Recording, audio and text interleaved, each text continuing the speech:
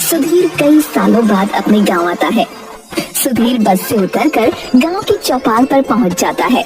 वहां पर कुछ लोग बैठकर बातें कर रहे थे। अरे राम राम काका, कैसे हो? अरे भाई मैं तो बढ़िया हूँ, पर मैंने तुम्हें जो है पहचाना नहीं। अरे काका, मैं राम नारायण जी का पोता सुधीर। अरे अच्छा अच्छा, वो कितना बड़ा हो गया है? पहचान में ही नहीं आ रहे भैया। और फिर वहाँ से निकल जाता है। गांव के आदमी बातें कर रहे थे। अरे हाँ भैया, मैंने भी उस रहस्यमय ऑटो रिक्शा के बारे में सुना है। क्या सच में वहाँ वो ऑटो रिक्शा आता है? सुधीर अपने बीमार दादा के पास पहुँचता है, जो कि एक घाट पर लेटे हुए थे। दादाजी। अरे बेटा, तू आ गया। मुझे माफ कर दीजिए दादाजी, मुझे आने में बहुत देर हो गई। अब जल्दी से आप ठीक हो जाइए। मैंने जैसी खबर सुनी कि आप बीमार हैं, मैं पहली गाड़ी लेकर ही यहाँ आ गया। अरे कोई बात नहीं बेटा, अब तू आ गया है ना, तो मैं बहुत जल्दी ठीक हो जाऊंगा। तू बहुत थक गया होगा, जाकर हाथ मुंह धो ले बेटा और खाना खा ले। सुधीर हाथ धोने के लिए उठता ही है, तब उसे चौपाल के आदमियों की बात याद आती है, तो वहीं रुक जाता है। अरे दादाजी, मैं जब यहाँ पर आया तब चौपाल पर कुछ लोग किसी ऑटो रिक्शा के बारे में बात कर रहे थे। तो ये ऑटो रिक्शा की कहानी अभी भी गांव में चर्चित है।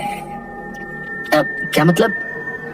हाँ बेटा, ये ऑटो रिक्शा की कहानी तो बहुत सालों से गांव में फेमस है। लोग कहते हैं कि गांव की काली पहाड़ी पर एक ऑटो रिक्शा है, जो हमें किसी दूसरी दुनिया में लेकर जाता है। पर अब ये बात कितनी सही है, कितनी गलत, ये तो मुझे भी नहीं पता। और लोग कहते हैं कि काली पहाड़ी पर रात को ऑटो रिक्शा के चलने की आवाज भी आती है। अब पर तू इन सब पचड़ों में मत पड़। जा और हाथ मुंह धोकर खाना खा ले, जा।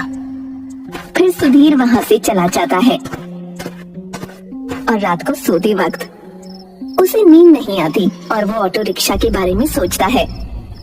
क्या सच में कोई ऑटो रिक्शा है जो दूसरी दुनिया में लेकर जाता है? अगर ऐसा हुआ तो ये तो मेरी न्यूज एजेंसी के लिए बहुत बड़ी खबर बन सकती है। मुझे पता लगाना ही पड़ेगा। फिर सुधीर उठकर काली पहाड़ी की तरफ बढ़ जाता है।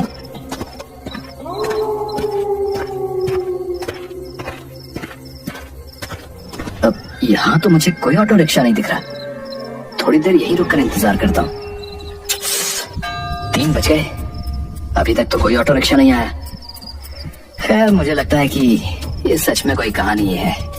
सुधीर घर के लिए आगे बढ़ता है, तभी उसे रिक्शा चलने की आवाज आती है। वो वहीं रुक जाता है। अरे, रिक्शे की आवाज। फिर वो आसपास देखता है, पर उसे कोई रिक्शा नहीं दिखता। वो आवाज को ध्यान से सुनता है, तो उसे आवाज पहाड़ी में से आती सुनाई देती है। अरे, ये आवाज तो पहाड़ी के अंदर से आ रही है। तो क्या वो रिक्शा? फिर वो आवाज का पीछा करते हुए पहाड़ी पर चढ़ने लगता है। चढ़ते चढ़ते वो पहाड़ की चोटी पर चढ़ जाता है।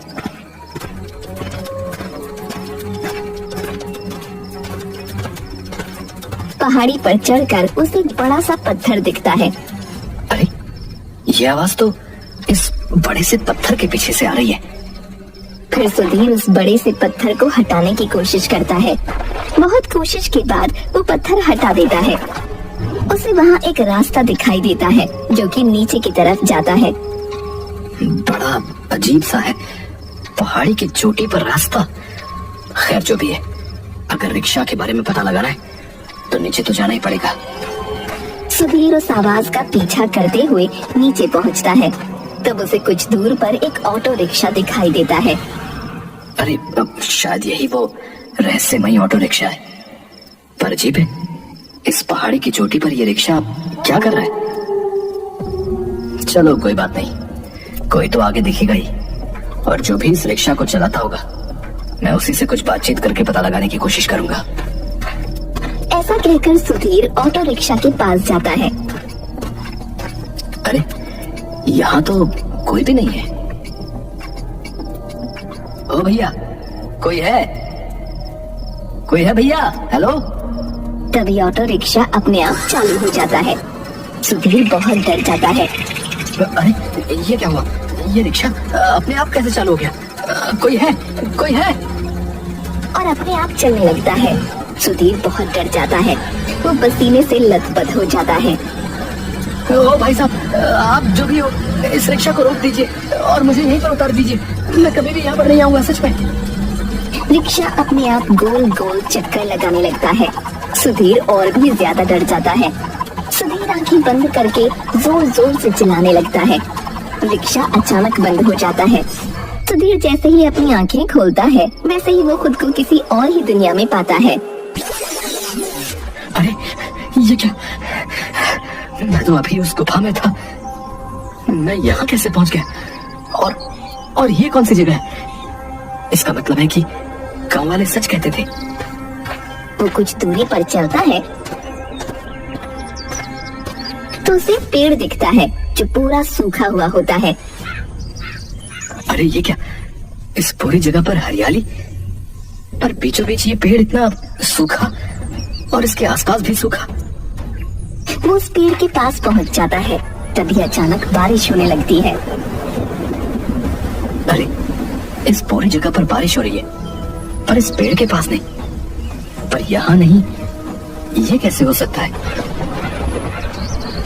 क्योंकि यहाँ पर मैं हूँ। अरे आवाज तो यहीं से आ रही है, पर यहाँ तो मुझे कोई नहीं दिखाई दे रहा। अरे तुम्हारे पीछे देखो, मैं यहीं तो खड़ा हूँ। सुधीर पीछे पलटकर देखता है तो उसे कोई नहीं दिखता।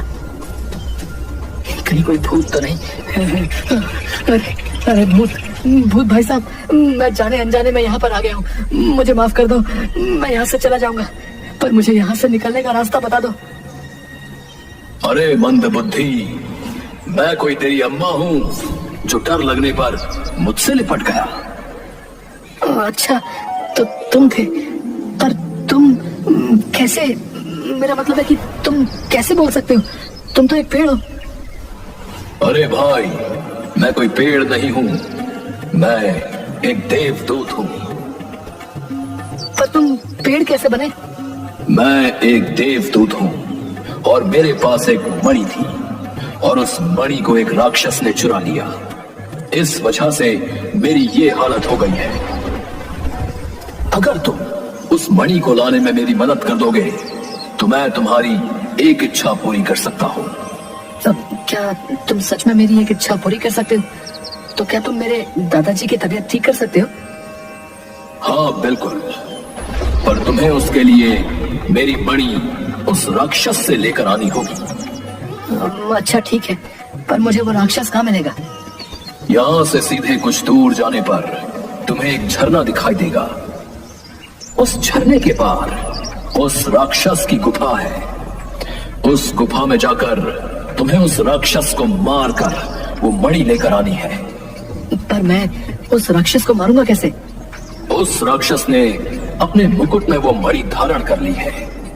जब वो मणि सूर्य की रोशनी में आती है तो उसमें से एक दिव्य रोशनी निकलने लगती है और उस दिव्य शक्ति की वजह से वो राक्षस भस्म हो सकता है। तुम्हें किसी तरह उस राक्षस को उसकी गुफा से बाहर निकालना होगा, बस। ठीक है, मैं अभी वहाँ के लिए निकलता हूँ। ऐसा कहकर सुधीर वहाँ से निकल जाता है। कुछ दूर चलकर सुधीर को एहसास होता है कि झाड़ियों में से कोई उसकी तरफ आ रहा है और जोर जोर से चलने की आवाज आती है। पर वो उस आवाज को नजरअंदाज करके आगे बढ़ता है। फिर थोड़ी ही देर में उसके सामने एक मदमस्त हाथी दौड़ता हुआ आता है। सभी पेड़ों को नष्ट करते हुए वो उसकी तरफ बढ़ रहा होता है। अरे बाप रे, ये हाथी तो मेरी तरफ ही आ रहा है, और वो भी इतने गुस्से में। फिर सुधीर उसे देखकर भागने लगता है। हाथी उसके पीछे पीछे आने लगता है। डर के मारे सुधीर एक पेड़ के पीछे छुप जाता है। अब इस हाथी से कैसे बचूं? अगर मैं इसके सामने गया तो ये एक बार में ही मेरा कचूमर बना देगा। अरे अचानक ये हाथी कैसे गिर गया? अरे बाप रे, इसको तो बहुत चोट लगी है और खून भी बह रहा है। अच्छा, तो ये इसीलिए इतने गुस्से में था। फिर सुधीर हाथी के पास जाता है और अपने कपड़ों से उसका खून साफ करता है और उस पर प्यार से हाथ फेरता है और आसपास से कुछ पत्ते लेकर जख्मों पर पट्टी कर देता है। मेरे हाथी महाराज, आपको पट्टी तो लगा दी है, अब इतना दर्द नहीं होगा। ऐसा कहकर सुधीर वहाँ से चला जाता है।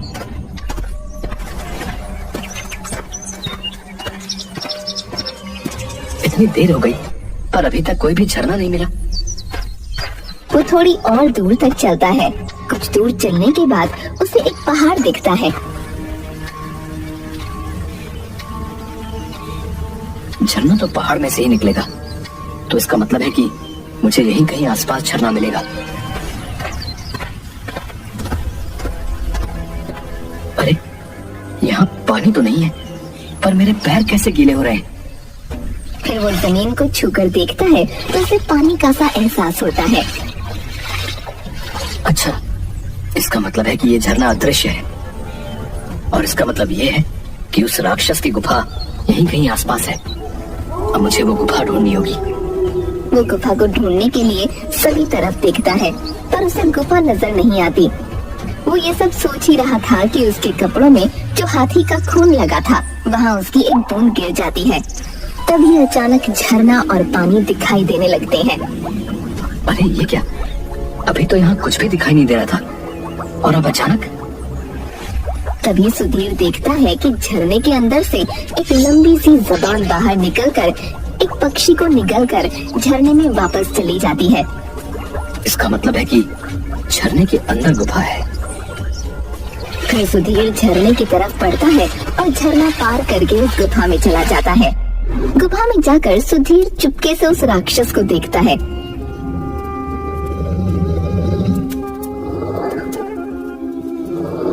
अरे बाप रे, इतना खतरनाक राक्षस!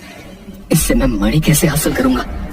लगता है ये सर पर जो मणि है वो उस देवदूत की ही मणि होगी, पर वो मणि मैं हासिल कैसे करूंगा? सुधीर गुफा को देखता है। तभी वो राक्षस सुधीर को देख लेता है और उसके पास आ जाता है।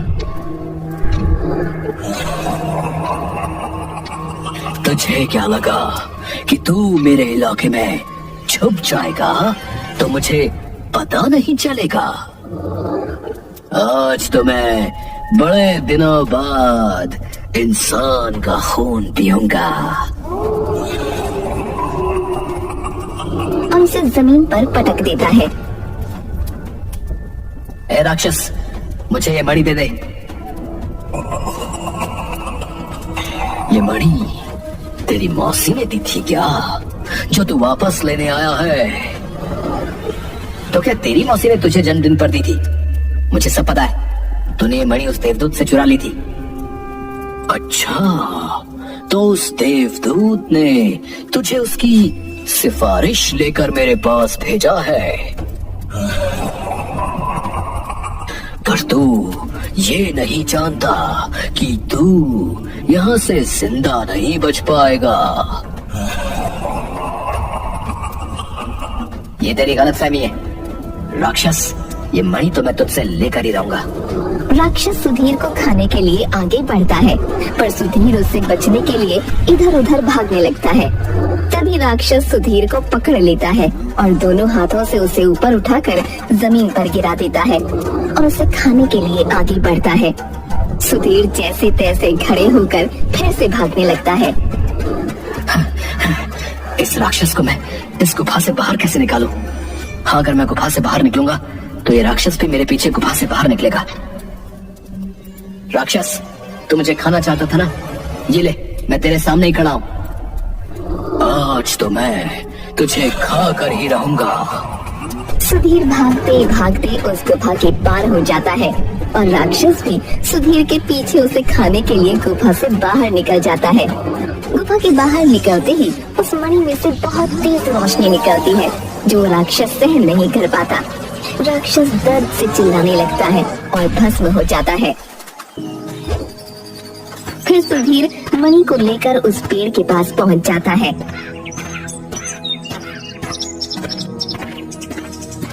अरे तुम मणि ले आए, अब इसे मेरे बीचों बीच लगा दो। सुधीर उस मणि को पेड़ के बीचों बीच लगा देता है और वो पेड़ फिर से देवदूत के बीच में आ जाता है और चारों ओर फिर से हरियाली हो जाती है। अब बताओ तुम्हारी क्या इच्छा है? मेरे वादे के मुताबिक मैं तुम्हारी एक इच्छा को पूरी कर दूंगा। क्या तुम मेरे दादाजी की तबीयत ठीक कर सकते हो? वो देवदूत अपनी शक्तियों से सुधीर को एक जादुई जड़ी बूटी देता है। ये लो, ये जड़ी बूटी जैसे ही तुम अपने दादाजी को पिलाओगे तुम्हारे दादाजी की तबीयत ठीक हो जाएगी। पर मैं यहाँ से वापस कैसे जाऊंगा? तभी वो ऑटो रिक्शा फिर से सुधीर के सामने आकर खड़ा हो जाता है। तुम इस ऑटो रिक्शा में बैठकर फिर से वहीं पर पहुंच जाओगे जहाँ से तुम आए थे। सुधीर ऑटो रिक्शा में बैठकर अपने गांव पहुंच जाता है